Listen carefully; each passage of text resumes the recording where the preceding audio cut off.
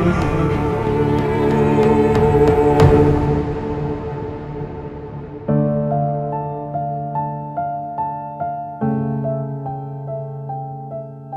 आपा ने कहा कि हमने स्कूल के बाद बहुत मुश्किलों से ग्रेजुएशन किया। हमारे हालात बहुत ख़राब थे। हर रास्ते में हमें नाकामी का सामना करना पड़ा। हमारी बर्दाश्त की ताकत कमज़ोर पड़ती गई और शायद यही वजह है कि हमारी मोहब्बत भी नाकाम रही।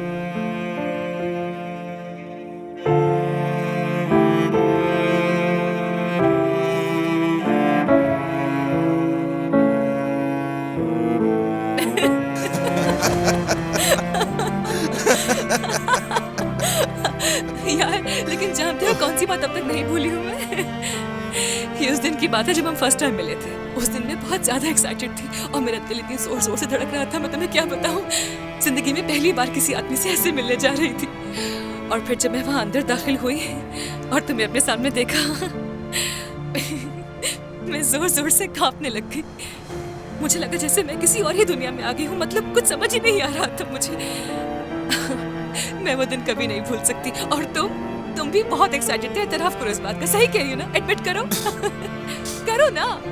नहीं, यार उमर नहीं तो झूठ नहीं बोलो मुझसे। एतराफ करो कि तुम भी मुझे देखकर बिल्कुल फ्रीज हो गए थे किसी स्टैचू की तरह। अरे करो ना एतराफ। अच्छा ठीक है, मैं करके दिखाती हूँ। बिल्कुल तुम्हारी एक्टिंग करूंगी। हाँ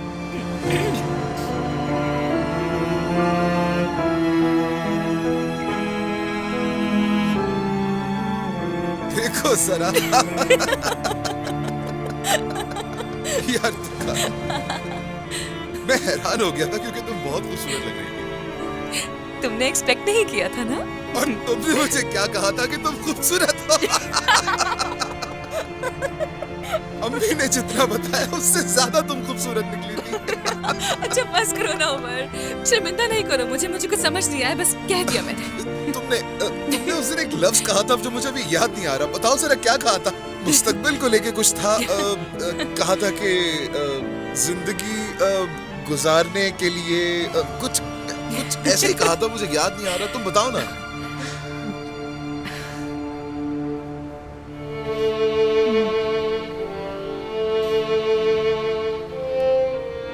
उस लफ्ज को कहने के लिए फीलिंग जरूरी होती है उमर।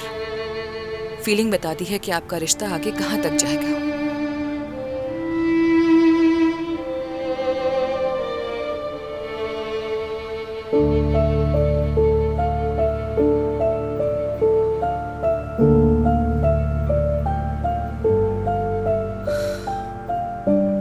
मेरे ख्याल से सेलिब्रेशन कुछ ज्यादा ही हो गई है।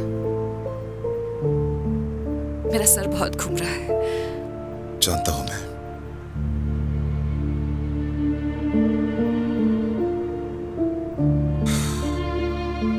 ऐसे क्यों हो गया? दुनिया को लगता है कि